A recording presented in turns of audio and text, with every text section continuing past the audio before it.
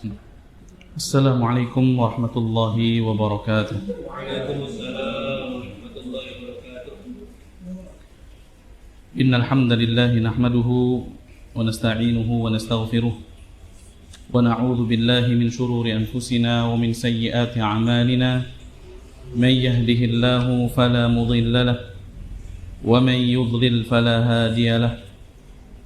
Asyhadu an la ilaha illallah wahdahu la syarika lahu wa asyhadu anna Muhammadan 'abduhu wa rasuluhu la nabiyya ba'dah. Qala Allah ta'ala ya ayyuhalladzina amanu taqullaha haqqa tuqatih wa la tamutunna illa wa antum muslimun.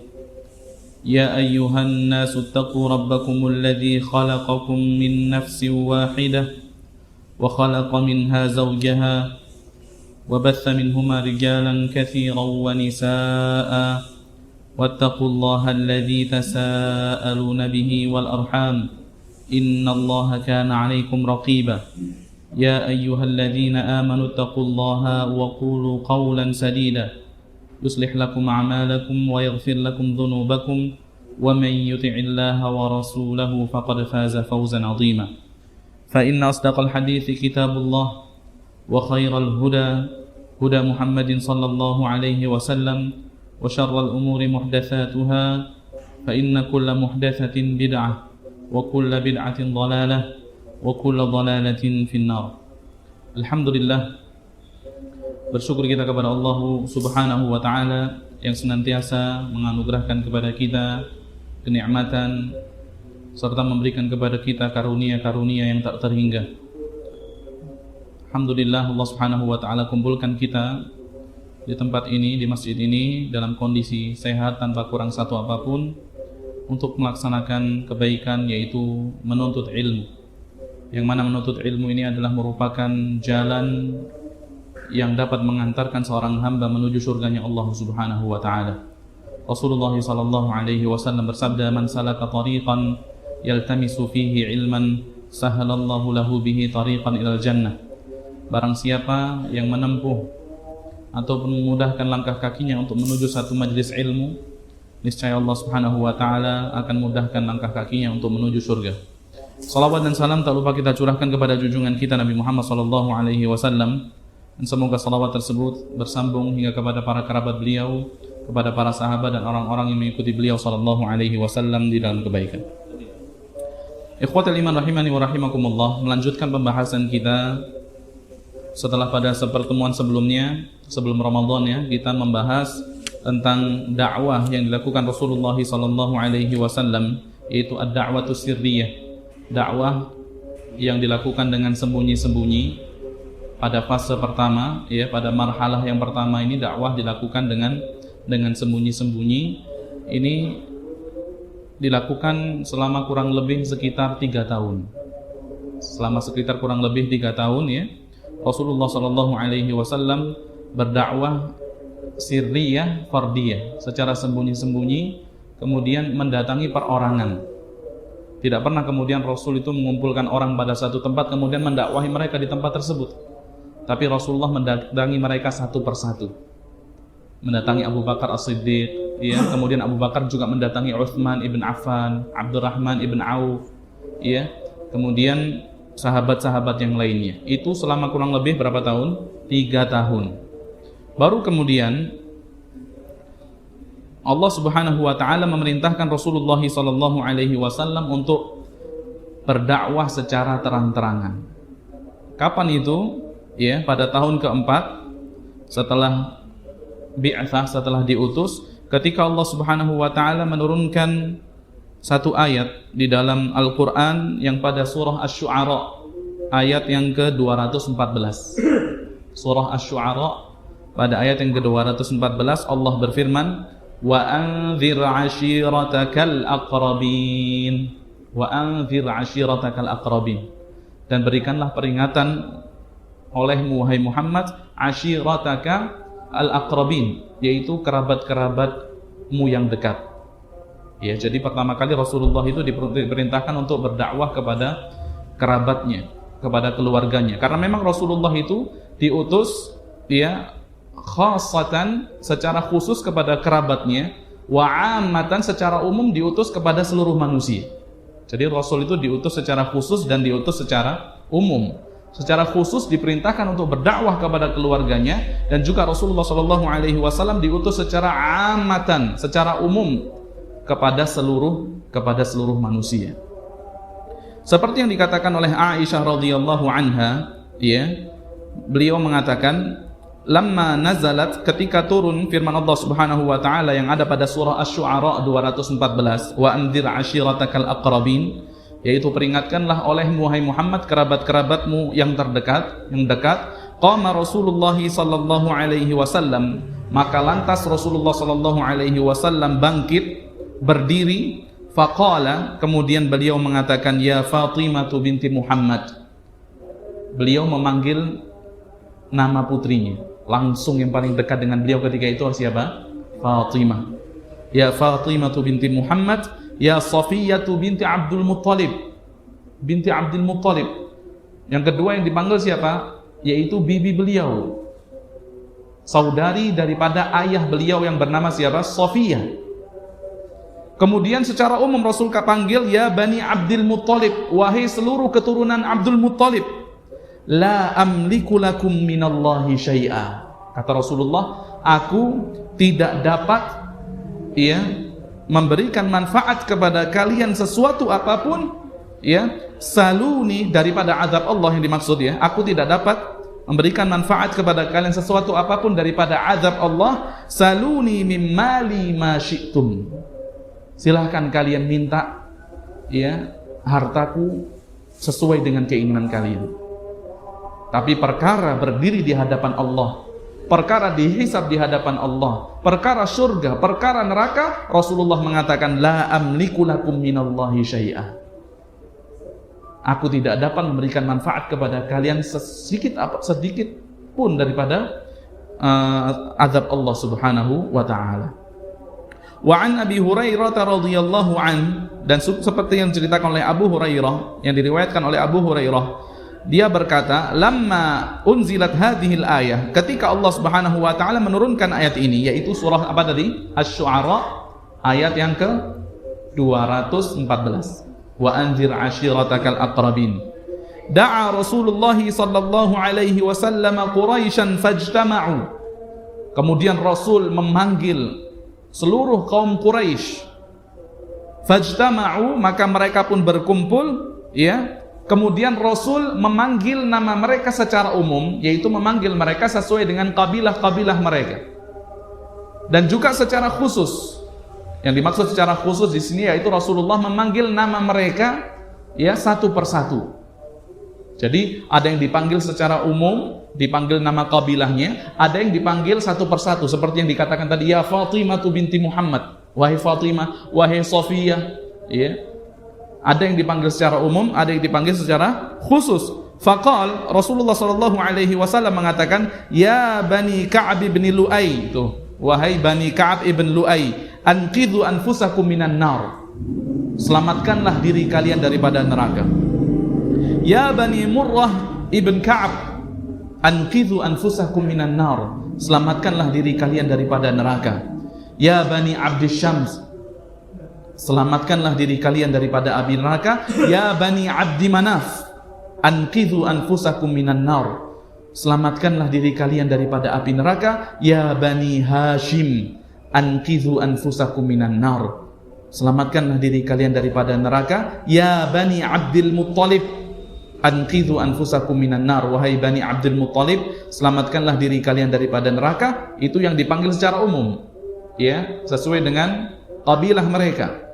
Kemudian Rasulullah memanggil secara khusus juga. Apa yang Rasul katakan? Ya Fatimatu, wahai Fatimah, anqidhi nafsaki minan nar. Selamatkanlah dirimu daripada neraka, wahai Fatimah. Fa inni la amliku lakum minallahi syai'a. Karena aku tidak memiliki wewenang untuk kalian di hadapan Allah Subhanahu wa taala sedikit pun. Ghaira anna lakum rahiman sa'abulluha bibalaliha. Kata Rasulullah, hanya saja kita ini memiliki hubungan rahim, hubungan kekerabatan yang aku akan tetap untuk membasahinya. Maksudnya membasahinya apa? Untuk menjaganya tetap berhubungan. Ya, jadi dijaga supaya tetap basah, maksudnya apa? Dijaga agar supaya tetap ya berhubungan. Ya, saya tidak dapat menyelamatkan kalian daripada azab Allah. Ya, saya sampaikan ini kenapa? Karena memang kita ini adalah saudara, ya, yang memiliki ikatan kekerabatan, dan aku tetap akan menjaga ikatan tersebut agar tetap basah. Dan aku tetap akan menjaga ikatan tersebut agar tetap basah. Maksudnya aku akan menjaga hubungan kekerabatanku dan kalian. Pernah suatu ketika juga seperti diriwayatkan oleh Ali bin Abi Thalib radhiyallahu anhu, Rasul itu pernah mengumpulkan seluruh Bani Abdul Muthalib. Ya, semua di antara mereka dikumpulkan mulai dari yang tua sampai yang muda, sampai Ali bin Abi Thalib. Ali ketika itu adalah orang yang paling muda yang dikumpulkan Rasulullah sallallahu alaihi wasallam. Kemudian mereka dikasih makanan sama Rasul. Kemudian diberikan minuman. Subhanallah, atas izin Allah, ya, makanan yang mereka makan itu tidak ya berubah sedikit pun. Mereka sudah makan tapi makanannya itu tetap seperti itu. Ini termasuk di antara mukjizat Rasulullah sallallahu alaihi wasallam. Kemudian minuman yang Rasul sallallahu alaihi wasallam berikan kepada mereka, ya, fasyaribu, mereka minum sampai kemudian mereka itu hilang, sampai kenyang. Minum susu misalnya sampai kenyang dengan minuman tersebut, tapi minuman itu tidak berubah sedikit pun. Ya, di antara mukjizat Rasulullah sallallahu alaihi wasallam. Wa baqiya syarab ka'annahu lam yamus. Ya, minuman itu seakan-akan belum diminum. Ya. Kemudian aulam yashrab, ya, sebelum diminum. Kemudian Rasulullah sallallahu alaihi wasallam mengatakan, "Ya Bani Abdul Muttalib, wahai keturunan Abdul Muttalib, inni bu'ithu lakum khassatan wa ilan nasi 'ammatan." Ketahuilah, sesungguhnya aku diutus oleh Allah Subhanahu wa taala kepada kalian secara khusus dan kepada manusia secara umum. Wa qad ra'aitum min hadhil ayah ma ra'aitum. Bukankah kalian telah melihat tentang ya bukti-bukti yang sudah kalian saksikan? Maksudnya apa? Makanan yang kalian makan tidak berkurang sedikit pun, minuman yang kalian minum tidak berkurang sedikit pun, ya. Siapa di antara kalian, kata Rasulullah, yang mau membaiat aku? Ya. Yang mau membaiat aku. Maka kemudian falam yakum ilahi ahad, tidak ada satupun yang berdiri. Tidak ada satupun berdiri. Kemudian Ali bin Abi Thalib mengatakan faqumtu ilaihi, maka aku yang kemudian berdiri, wa kuntu asgharul qaum, padahal aku itu adalah orang yang paling kecil di majelis tersebut. Maka Rasul kemudian memerintahkan Ali untuk duduk sampai 3 kali. Jadi ditawarin sama Rasul, siapa yang mau membaiatku, aku diutus kepada kalian secara khusus dan diutus kepada manusia secara umum. Siapa di antara kalian yang mau membaiatku? Tidak ada yang berdiri kecuali siapa tadi? Ali bin Abi Thalib. Sampai berapa kali? 3 kali. Sampai 3 kali, ya. Jadi inilah Rasulullah sallallahu alaihi wasallam, ya, berdakwah kepada keluarganya setelah mendapat perintah Allah Subhanahu wa taala. Dan termasuk di antara hidayah, memang hidayah itu, ya, adalah sesuatu yang Allah Subhanahu wa taala kehendaki kepada siapa yang Allah Subhanahu wa taala, ya, cintai. Tidak ada keterkaitan hidayah itu dengan tali kekerabatan. Buktinya apa? Buktinya termasuk di antara saudara-saudara ataupun kerabat-kerabat Rasulullah yang seharusnya mereka adalah menjadi orang yang pertama membaiat beliau sallallahu alaihi wasallam, namun mereka tidak berdiri untuk membaiat Rasulullah sallallahu alaihi wasallam. Bahkan di antara kerabat Rasul ini, ya, banyak sekali di antara mereka yang memusuhi Rasulullah sallallahu alaihi wasallam. Kalau mau kita tafsil, kalau mau kita rinci, ketika Rasul itu mendapatkan wahyu, mendapatkan risalah, maka yang hidup di antara paman-paman beliau itu tinggal 4 orang. Tinggal berapa orang? 4 orang. Yang pertama siapa? Ada yang tahu? Paman Rasul yang hidup ketika beliau diutus. Hamzah. Ya, Hamzah ibn Abdul Muttalib. Yang kedua, Al-Abbas, ayah daripada Abdullah, ya, Abdullah ibn Abbas, Al-Abbas. Ini 2 paman Rasul ini yang beriman kepada Rasulullah sallallahu alaihi wasallam.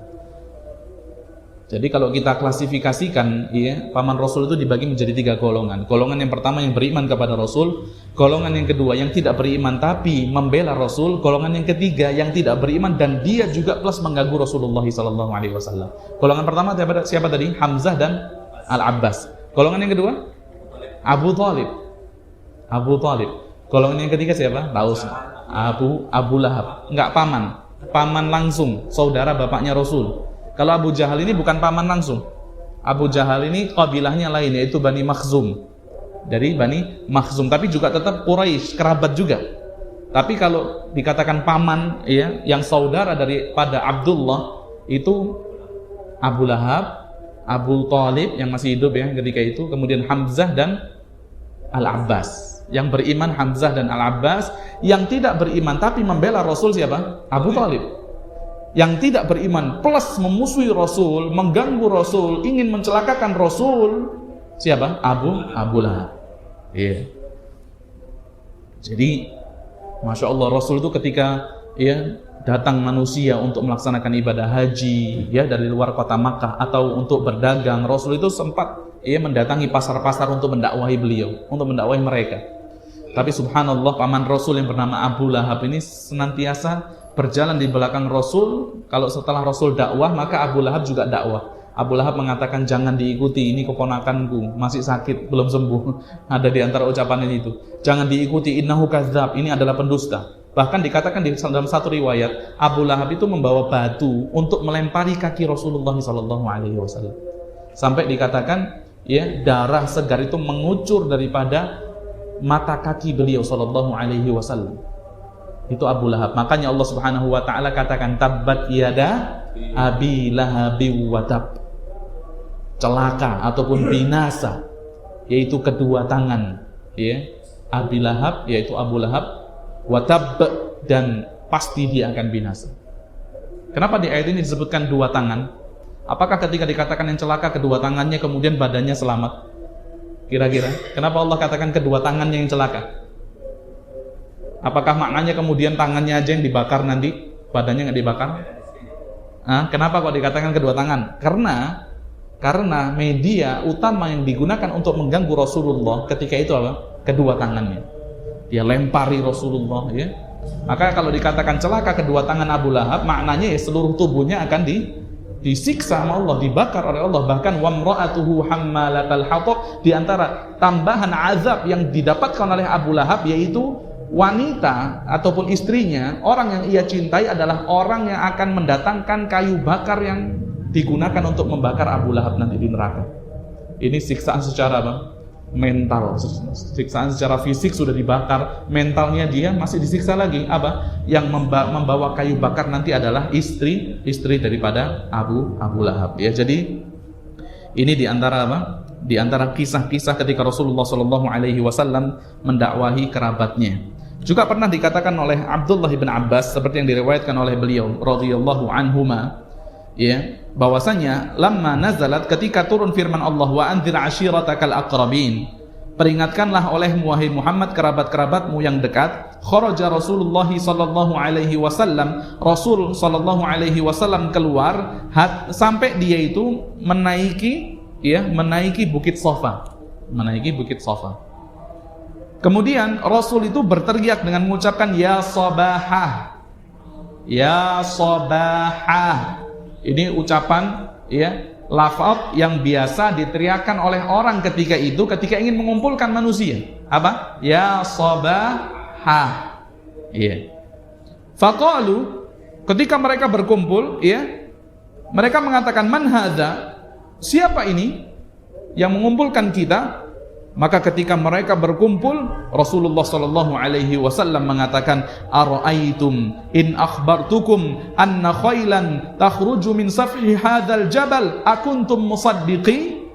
Bagaimana pendapat kalian kalau sekarang ini aku kabarkan kepada kalian bahwasanya di balik bukit ini ada tentara ataupun pasukan berkuda yang akan menyerang kalian? Akuntum musaddiqi? Apakah kalian akan membenarkan ucapanku, kata Rasulullah?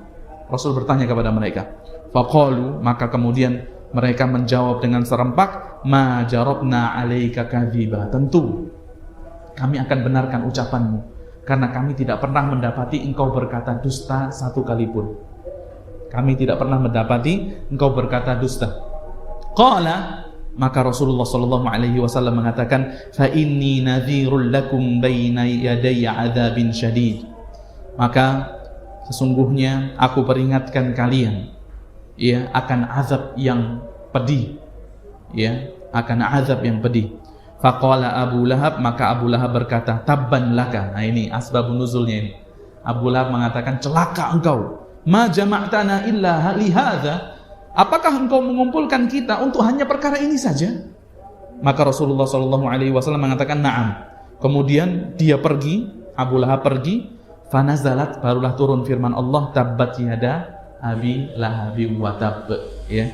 Jadi ini satu surat yang membahas khusus ya tentang satu orang ya Pak, ataupun dengan istrinya juga, yaitu Abu Lahab dengan Ummu Jamil. Maka Ibnul Qayyim Al-Jauzi rahimahullah ya mengatakan, wa aqama sallallahu alaihi wasallam ba'da dzalika 3 sinin yad'u ila Allah taala mustakhfiyan. Jadi Rasul itu tinggal berdakwah di tengah-tengah kaumnya secara sembunyi-sembunyi 3 tahun.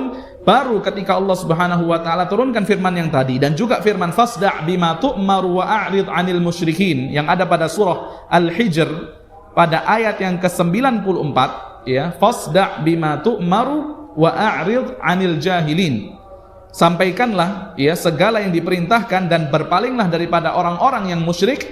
Fa'alana sallallahu alaihi wasallam bid-da'wah. Baru ketika itu Rasul mengiklankan ya, menjaharkan dakwahnya ya, wajahara qaumuhu bil adawati washtaddal adza alaihi wa alal muslimin.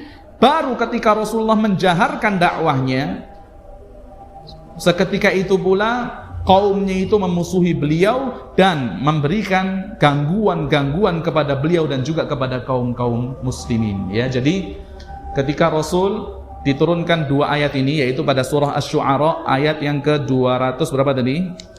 14. Kemudian pada surah An-Nahl pada ayat yang ke-94, ini ayat-ayat yang memerintahkan agar Rasul dakwah secara terang-terangan. Kalau saya tanya, ayat yang memerintahkan Rasul agar berdakwah secara diam-diam, tapi diperintahkan untuk berdakwah surat apa? Al-Muddathir 1 sampai 7 ya. Ini ayat yang memerintahkan Rasul untuk berdakwah ya kepada manusia tapi secara sembunyi-sembunyi. Baru ketika surah Asy-Syu'ara 214 dan juga An-Nahl 94 turun, ini adalah ayat yang memerintahkan Rasul untuk berdakwah secara terang-terangan. Thayyib, ikhwatal iman rahimani wa rahimakumullah. Ada beberapa pelajaran yang dapat kita ambil daripada kisah dakwahnya Rasul secara terang-terangan ini. Yang pertama, innar Rasul sallallahu alaihi wasallam qadha 3 sanawat yad'u ila Allah subhanahu wa ta'ala sirran. Ya, Rasul menghabiskan 3 tahun untuk berdakwah, mengajak orang kepada Allah dengan cara sembunyi-sembunyi. Tsumma ba'da dzalika a'lana da'watahu. Baru kemudian Rasul menjaharkan dakwahnya yang dimulai daripada kerabatnya, baru kemudian orang-orang setelah kerabat beliau sallallahu alaihi wasallam. Wa kanatid da'watu sirriyah wa jahriyah turakkis ala rabtin nasi billahi jalla sya'nu. Baik pada dakwah yang sirriyah, dakwah yang diam-diam, maupun pada dakwah yang jahriyah, yaitu dakwah yang terang-terangan, ini menitik beratkan pada satu poin. Apa itu? Yaitu ikatan manusia dengan Allah Subhanahu wa ta'ala. Yaitu menitik beratkan pada perkara apa? Tauhid. Jadi Rasul itu berdakwah yang pertama kali digarap itu adalah hati-hati manusia. Yaitu bagaimana agar hati mereka itu bergantung hanya kepada Allah Azza wa Jal. Jadi yang diperhatikan bukan penampilan mereka, enggak. Jadi yang diperhatikan, yang dituju, yang garap dulu oleh Rasulullah SAW adalah hati manusia, karena ketika itu mereka menyekutukan Allah Subhanahu wa taala ya. Ketika mereka membutuhkan sesuatu, maka mereka datang kepada berhala yang ini, butuh ini, datang kepada berhala yang ini. Maka Rasul ingin agar mereka hatinya hanya terikat terkait dengan Allah Subhanahu wa taala. Wala yanfa'ul fardu qabilatahu. Dan Rasul ingin memberitahukan kepada manusia bahwasannya orang itu tidak akan selamat gara-gara dari qabilah fulan atau dari qabilah fulan. Ya. Jadi qabilah seseorang itu tidak akan dapat menyelamatkan mereka di hadapan Allah Subhanahu wa taala.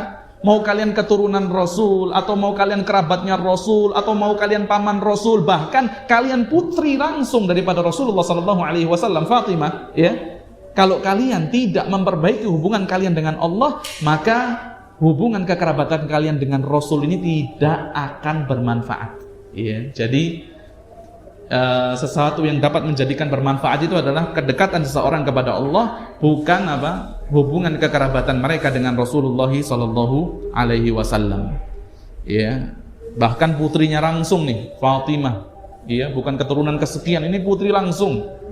Ya, putri langsung, bahkan dikatakan bahwasanya anqidhi nafsaki minan nar. Wahai Fatimah, selamatkan dirimu daripada api neraka. Maksudnya beramallah, bertauhidlah kepada Allah, ya, jangan mensekutukan Allah, selamatkan dirimu daripada api neraka. Watilka qadhiyah muhimmah, ini adalah perkara yang penting, yaitu perkara akidah, yaitu menetapkan penghambaan seseorang, ya, diri seseorang kepada Allah Subhanahu wa taala wahdah, hanya kepada Allah. Fala tu'badu illa iyyah, bahwasannya tidak disembah kecuali Allah. Tidaklah seseorang, ya, tunduk kecuali kepada Allah Subhanahu wa taala. Ya. Makanya Allah perintahkan qum fa'anzir, bangkit wahai Muhammad, berikanlah peringatan, wa anzir ashiratakal aqrabin.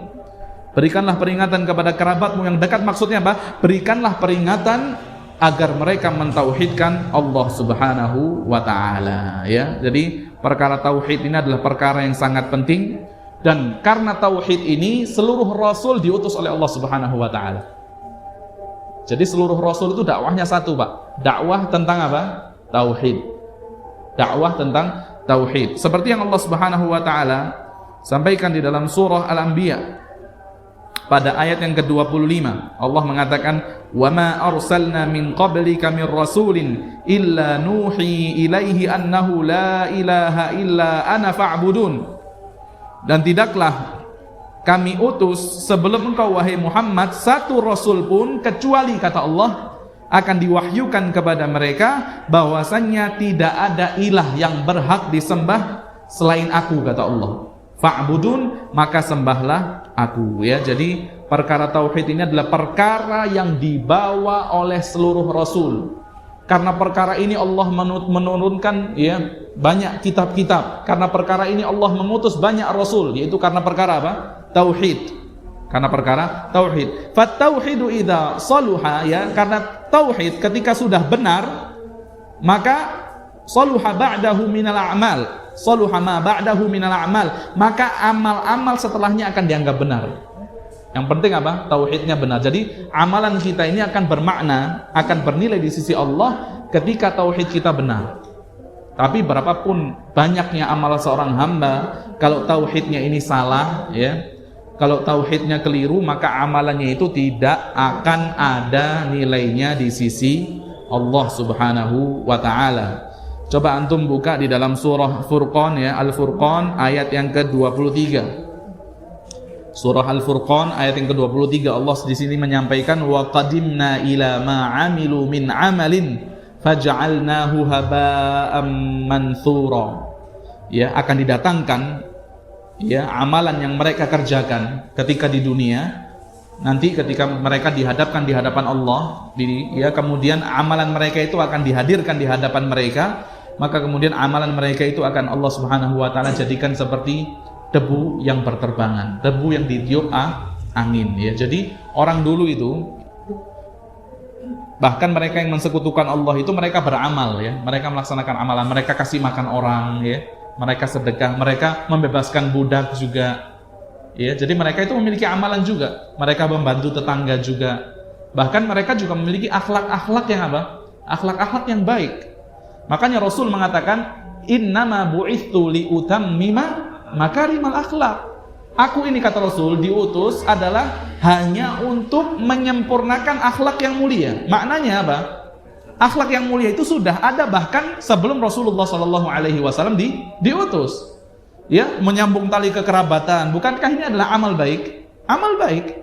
Ya, membantu orang. Kemudian apa? Kemudian kasih makan orang. Orang Arab itu biasa. Orang Mekah, Quraisy, kafir Quraisy dulu itu kasih makan orang yang datang untuk ibadah haji. Ya, bahkan ada di antara mereka yang tugasnya kasih minum, kasih makan, ya. Ini adalah amal-amal yang baik di sisi Allah Subhanahu wa taala. Tapi amalan tersebut tidak disertai dengan apa? Tauhid.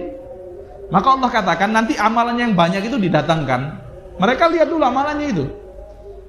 Lantas amalan tersebut dirubah menjadi ya debu, yang kemudian debu tersebut ditiup oleh angin. Ya, jadi ini adalah termasuk di antara apa? Perkara yang menjadikan hati mereka sedih nanti ketika bertemu Allah. Mereka tahu mereka mengamalkan amalan yang bagus, amalan yang banyak, ternyata amalan tersebut tidak bermanfaat sedikit pun di sisi Allah Subhanahu wa taala. Sampai Ibnul Qayyim Al-Jauzi rahimahullah mengatakan, "Kullama kana tauhidul 'abdi a'zam, kanat maghfiratullahi lahu atam."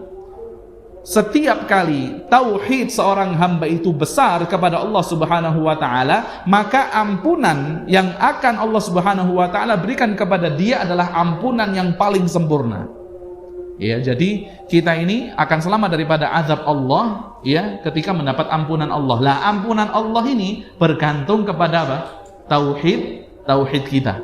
Faman laqiyahu la yusyriku bihi syai'an. Siapa yang berjumpa dengan Allah Subhanahu wa taala tidak mensekutukan Allah dengan segala sesuatu apapun, ghafarallahu lahu dzunubahu, maka niscaya Allah akan mengampuni dosa-dosanya ya. Sebesar apapun dosanya itu Allah Subhanahu wa taala bisa jadi akan mengampuni ya. Karena dosa selain syirik ya. Dosa selain syirik itu jikalau seorang hamba belum bertobat kepada Allah, Ahlussunnah wal Jamaah mengatakan bahwasanya doa tersebut tahta masyiatillah, di bawah wewenang Allah Subhanahu wa taala, di bawah kehendak Allah. Insya'a afa anhu, bisa jadi Allah akan mengampuni dosa tersebut, wa insya'a ya uqiba bih, dan bisa jadi Allah Subhanahu wa taala akan mengadab seorang dengan dosa tersebut. Tapi kembali lagi kepada sifat Allah yang Maha Pengampun ya, yang Maha Penyayang, maka kita mengharapkan ampunan Allah. Intinya apa? Dosanya bukan dosa tentang syirik. Bukan dosa ya tentang syirik. Tapi kalau dosa syirik dia belum bertobat, tidak akan Allah Subhanahu wa taala ampuni. Makanya Allah Subhanahu wa taala mengatakan ya, innahu may yusyrik billahi faqad harramallahu alaihil jannah wa ma'wahun nar. Ketahuilah sesungguhnya siapa yang mensekutukan Allah, maka tempatnya itu apa? Di neraka, dan Allah haramkan surga baginya. Innallaha la yaghfiru ay yushraka bih. Allah itu tidak akan mengampuni ya dosa orang yang mensekutukan Allah dengan sesuatu. Wa yaghfiru ma duna dzalika liman yasha. Namun Allah ya dapat mengampuni dosa ya bagi seseorang yang Allah Subhanahu wa taala kehendaki, yaitu dosa selain syirik ya. Jadi kalau seseorang bertemu Allah dengan bertauhid, apalagi tauhidnya itu adalah yang a'zam, tauhid yang besar, tauhid yang sempurna, maka ampunan Allah itu sangat mungkin dia dapatkan ketika berjumpa dengan Allah Subhanahu wa taala. Baik, pelajaran yang kedua, di awal mula ya bahwasanya Rasulullah Shallallahu alaihi wasallam itu diperintahkan untuk berdakwah kepada kerabat terdekatnya, padahal Rasul itu diutus itu bukan hanya kepada kerabatnya, betul ya, tapi diutus kepada seluruh manusia. Ini memberikan pengertian bahwasanya seseorang itu ya hendaknya ketika berdakwah dia melihat tentang orang-orang yang berada di bawah tanggung jawab dia. Pertama, keluarga dia, orang-orang yang ada di rumah dia. Baru kalau di rumah dia sudah selesai ya, keluar rumahnya, tetangga mungkin, kerabat yang dekat kemudian ya. Baru kemudian dia boleh berdakwah kepada orang-orang yang lain. Jadi harus diutamakan pertama itu adalah keluarganya ya, istrinya terutama, anak-anaknya, kemudian orang tuanya ya, kerabat-kerabat dia yang terdekat ya. Bahwa baru kemudian dia akan dapat berdakwah kepada orang-orang yang lain. Ini harus yang dinamakan dengan at-tadarruj, bertahap ketika berdakwah. Bertahap ketika berdakwah ya, berdakwah yang ada di sekitar kita dulu, baru kemudian kita berdakwah kepada orang-orang yang jauh posisinya ya, tempatnya daripada kita. War Rasul qad qarrara hadzal manhaj wa huwa al-bad'u bil aqrab fal aqrab. Ya, Nabi Muhammad sallallahu alaihi wasallam telah menetapkan manhaj ini, bahwasanya beliau memulai dakwahnya kepada orang yang terdekat terlebih dahulu ya. Tsumma kemudian Allah Subhanahu wa taala baru kemudian apa? memerintahkan Rasulullah Shallallahu Alaihi Wasallam untuk berdakwah kepada yang selain daripada keluarga beliau. Baik. Pelajaran berikutnya, ya, ketika ada kalimat yang sangat penting ketika Allah Subhanahu wa taala perintahkan Rasul untuk berdakwah itu dengan kalimat inzar. Ya, qum fa'anzir, itu inzar. Kemudian fa'anzir wa anzir ashiratakal aqrabin, memberikan peringatan, ya. Juga Rasulullah sallallahu alaihi wasallam mengatakan inni lakum nadhir. Tuh, aku ini adalah orang yang memberikan peringatan kepada kalian, bahwasanya peringatan itu harus disampaikan. Jadi kita memperingatkan orang dengan adab Allah itu penting kita sampaikan. Jangan orang itu dijanjikan surga-surga aja, enggak. Jadi sampaikan juga kepada mereka apa? Neraka. Sampaikan juga kepada mereka siksa Allah. Orang yang tidak sholat seperti ini siksaannya. Orang yang tidak puasa diancam seperti ini. Orang yang memiliki kelapangan kemudian dia tidak berkorban, kan gitu ya. Siksaannya seperti ini, ancamannya seperti ini. Maka kita sampaikan ancaman-ancaman itu juga penting. Baru kemudian ketika mereka sudah melaksanakan perintah Allah Subhanahu wa taala, sampaikan kepada mereka bahwasannya Allah Subhanahu wa taala menjanjikan karunia, menjanjikan pahala bagi orang yang mengerjakan perintah Allah Subhanahu wa taala. Jadi banyak orang yang ketika dakwah itu yang disampaikan yang enak-enak aja. Yang disampaikan tentang surga-surga aja, tapi tidak mau menyampaikan kepada umat ini tentang perkara ancaman-ancaman. Ini nggak boleh, harus diseimbangkan, ya. Harus diseimbangkan. Ketika berdakwah itu penting juga kita menyampaikan ancaman agar orang itu takut kepada Allah Subhanahu wa taala, ya. Ketika kita menyampaikan Allah itu sifatnya Ar-Rahim, bagus. Ketika kita sampaikan Allah itu sifatnya Ar-Rahman, Masya Allah. Tapi jangan lupa sampaikan juga sifat Allah Subhanahu wa taala yang apa? Aziz, perkasa. Sampaikan juga sifat Allah yang apa? Yang apa? Alim, Allah Maha mengetahui. As-Sami, Allah mendengar. Jadi apa? Jadi agar orang itu tidak menyepelekan Allah Subhanahu wa taala, tidak hanya bergantung kepada rahmat Allah, tidak hanya bergantung kepada kasih sayang Allah Subhanahu wa taala saja, tapi dia juga takut kepada murka Allah Subhanahu wa taala. Baik. Pelajaran yang berikutnya yang dapat kita ambil, ya, ini. Indama, ketika Rasulullah Shallallahu Alaihi Wasallam menaiki Bukit Safa untuk mengumpulkan kerabatnya, untuk memperdengarkan dakwah kepada mereka, kemudian Rasul mengucapkan dengan ucapan ya sabahah atau wa sabahah. Antum tahu nggak? Ternyata kalimat ini adalah kalimat yang biasa diucapkan orang-orang jahiliyah ketika itu, ya, dengan mengucapkan apa? Ya sabahah atau wa sabahah. Ini tetap digunakan oleh Rasulullah Sallallahu Alaihi Wasallam. Tapi kalau orang-orang dahulu, ya, orang Quraisy dahulu, ketika mengucapkan wa sabahah atau ya sabahah, mereka itu, ya, di samping berteriak seperti itu, mereka itu menyobek baju mereka atau membuka baju mereka, kemudian menaburi wajah mereka itu dengan pasir. Ini untuk mendapat perhatian, paham ya? Jadi di samping teriak, sebelum teriak mereka buka baju dulu, kemudian mereka apa? Taburi wajah mereka dengan pasir. Likai yajtami'un nas alaih, agar manusia berkumpul. Makanya kita dapati kisah ketika Abu Sufyan mengirim satu orang bernama Dhamdham kalau nggak salah untuk mengabarkan bahwasannya kafilah dagang Abu Sufyan itu sedang diserang oleh apa? Oleh pasukan yang dibawa oleh Rasulullah Sallallahu Alaihi Wasallam dari kota Madinah. Maka Dhamdham ini ketika ingin menyampaikan, ya, pesan yang diberikan oleh Abu Sufyan, Dhamdham ini terlebih dulu menyobek bajunya, kemudian bahkan dia melukai hidungnya, melukai telinganya, ya, menaburkan badannya itu pasir, kemudian baru dia itu turun dari bukit menyampaikan agar orang itu apa?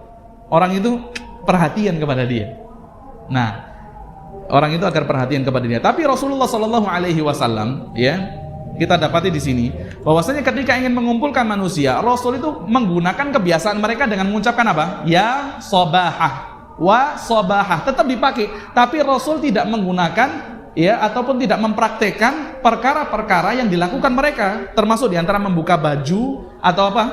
Atau membaluri badan mereka dengan pasir. Ini tidak dilakukan Rasulullah. Tapi cukup sekedar apa? Menggunakan cara mereka ketika berteriak, tapi tidak menggunakan cara mereka, yaitu dengan cara membuka baju dan menaburi pasir pada wajah beliau. Wa hadza aidan al-muslim ya'khudhu mimma ladal ghair ma yakunu hasanan la yukhalifud din.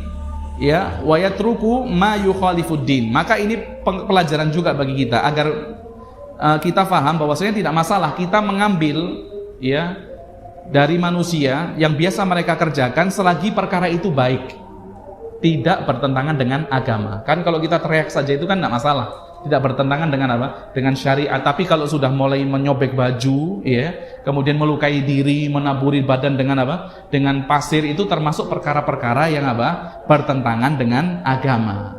Ya, penting buat kita. Kalau misalnya kita sedang berdakwah, ya, kita sedang berdakwah, gunakan cara-cara orang yang ada di sekitar kita, tidak masalah. Selagi cara tersebut adalah apa?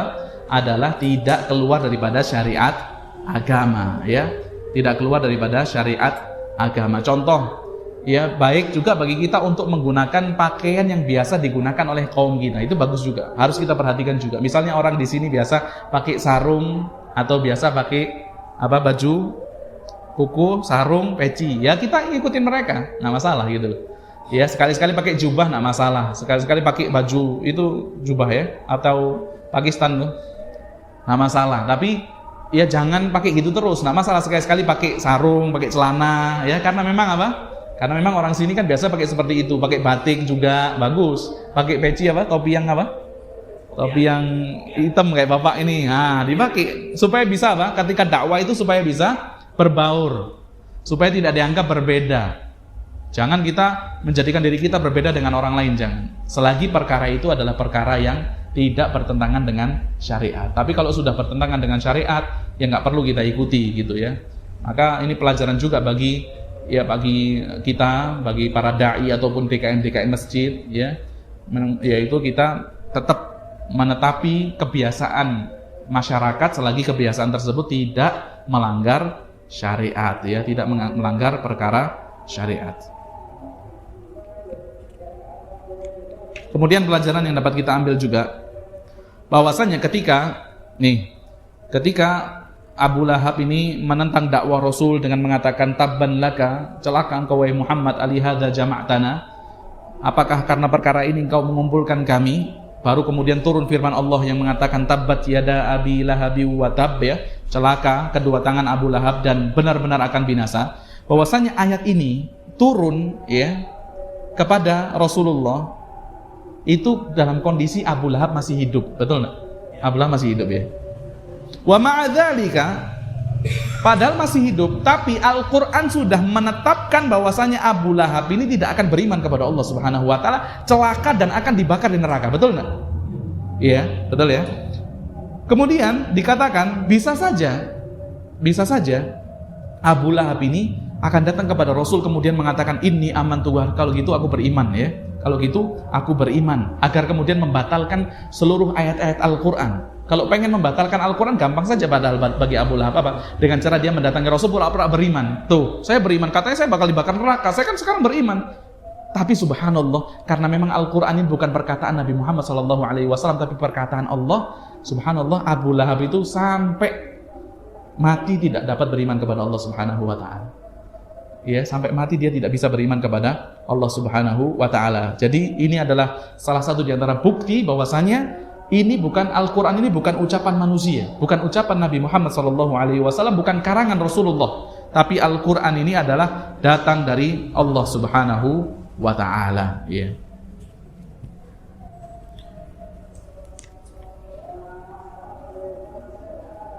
Oke. Tayyib, yang terakhir, pelajaran yang terakhir, bahwasanya ucapan-ucapan yang diucapkan kepada Rasulullah SAW, julukan-julukan yang dilabelkan kepada beliau, ya, julukannya sangat banyak. Nabi Muhammad itu dijuluki tukang sihir, dijuluki pendusta, kemudian dijuluki apa lagi? Dukun, kemudian dijuluki syair, ya. Banyak julukan-julukan yang negatif yang diberikan kepada beliau, sudah pasti itu menyakiti hati Rasul. Sudah pasti itu menjadikan hati Rasulullah SAW sempit. Ya, sesak dada beliau, sampai Allah Subhanahu Wa Taala katakan di dalam surah Al-Hijr ayat yang ke-98. Al-Hijr ayat yang ke-97-98, Allah berfirman, "Wa laqad na'lamu annaka yadhiqu sadruka bima yaqulun." Sungguh kata Allah, kami mengetahui bahwasanya hatimu itu rasanya sempit ya, sesak atas apa yang mereka katakan. Fasabbih bihamdi rabbika wa kum minas sajidin. Salah satu di antara cara untuk mengobati hati yang sempit, hati yang sesak ya, akibat gangguan orang atau mungkin akibat himpitan ekonomi dunia, salah satu di antara cara yang paling mujarab untuk ya menghadapi semua perkara tersebut adalah dengan cara fasabbih bihamdi rabbika, yaitu senantiasa bertasbih memuji Allah Subhanahu wa taala. Siapapun kita yang kalau ketika kita mendapati masalah-masalah dunia, salah satu di antara solusinya adalah banyak berzikir kepada Allah Subhanahu wa taala. Kemudian ketika kita mendapatkan ucapan-ucapan yang miring dari orang lain, misalnya kita dituduh dengan tuduhan-tuduhan yang enggak benar ya, salah satu di antara solusinya juga dengan cara kita memperbanyak tasbih. Itu bisa melapangkan dada kita, kata Allah, fasabbih bihamdi rabbika wa kum minas sajidin, dan jadilah engkau orang-orang yang bersujud kepada Allah Subhanahu wa taala. Jadi kadang tanggapan orang itu tidak semua harus kita komentarin, Mbak. Contohnya antum diucapin seperti ini sama orang, boleh kadang antum komentarin, boleh kadang antum klarifikasi, tapi tidak semua tanggapan ataupun prasangka orang, ucapan miring yang orang berikan kepada kita itu kita klarifikasi, nggak semua. Iya. Rasul ketika dakwah itu dilemparin kakinya, iya, dikatakan pendusta. Rasul nggak balas, saya nggak pendusta, nggak perlu Rasul membalas itu, nggak perlu Rasul kemudian klarifikasi, nggak perlu, Rasul dakwah aja langsung. Iya, jadi ini salah satu di antara cara, ya, ketika kita mendapat ucapan miring daripada orang lain, dikatakan ini, dikatakan itu, nggak perlu kita komentari keseluruhannya. Makanya antum tahu nggak ada singa sama rusa, betul ya? Yang menjadi mangsa itu singa atau rusa? Rusa. Yang mangsa apa? Singa. Tapi subhanallah, kalau kita lihat larinya rusa sama singa kencengan mana? Singa. Larinya rusa sama singa? Rusa. Singa kalah cepat kalau lari sama rusa, betul ya? Tapi kenapa kok seringkali rusa menjadi mangsa singa? Karena makanannya. Tapi kalau dilihat larinya cepat rusa. Ini ahlu hikmah mengatakan, karena setiap kali rusa itu dikejar sama singa, rusa itu lari-lari noleh ke belakang lagi, lari-lari noleh ke belakang lagi. Jadi setiap kali dia noleh ke belakang itu terpangkas jaraknya antara dia dan singa. Semakin dekat, dia nggak fokus ke depan. Coba kalau rusa fokus, lari aja. Kita sering dapatin dia di saluran geo apa itu ya, rusa kenceng, nggak ada singa, macan kalah lari. Sering kita dapati ditinggal jauh macan, tapi ketika rusa suruh sering noleh, ini dia dimakan sama singa. Jadi antum kalau di komentarin orang ya boleh sekali-sekali kita balas, tapi tidak setiap ucapan orang itu harus kita klarifikasi ya. Contohnya antum bikin status, itu yang komentar status antum bisa jadi 10 orang, betul? Bisa jadi 50 orang, 100 orang. Kalau antum balas satu, ya, dari satu komentar itu antum balas satu komentar, itu bisa jadi yang membalas komentar antum ada 20 orang. Kira-kira berapa waktu yang antum butuhkan untuk membalas 10 orang, 20 orang, 50 sampai 100 orang? Banyak waktu yang akan kita habiskan. Lantas kemana bacaan Al-Qur'annya, betul nggak? Mana sholat tahajudnya? Banyak orang yang Masya Allah main Facebook, balas-balasan status, ya sampai jam 2 dimatikan, nggak pernah bangun untuk sholat tahajud. Padahal Facebookannya itu mungkin dakwah, mungkin apa, tapi dia habiskan waktu untuk hanya balas postingan orang, ya. Apalagi banyak orang yang kadang sekarang ini suka tersinggung dengan statusnya orang. Paham ya? Orang bikin status dipikir itu ke dirinya dia. Wah, ini jangan-jangan saya yang dikomentarin. Nah, ini kan yang salah kita. Yang pertama, ngapain kita baca, betul ya? Yang kedua, dia nggak kasih nggak di-tag nama kita. Kenapa kok kita merasa bahwasanya itu untuk kita? Maka jangan ya habiskan waktu yang sangat berharga, karena waktu ini adalah perkara yang sangat berharga untuk selalu membalas postingan orang atau selalu membalas komentar orang. Seperti yang dilakukan Rasulullah, perbanyaklah tasbih memuji Allah dan juga perbanyaklah bersujud ya, agar Allah Subhanahu wa taala yang menyelesaikan urusan kita. Ya, mungkin sampai di sini yang dapat kita sampaikan. Ada kurang lebihnya saya mohon maaf. Kita tutup dengan doa kafaratul majlis. Subhanakallahumma bihamdika asyhadu an la ilaha illa anta astaghfiruka wa atubu ilaik. Assalamualaikum warahmatullahi wabarakatuh.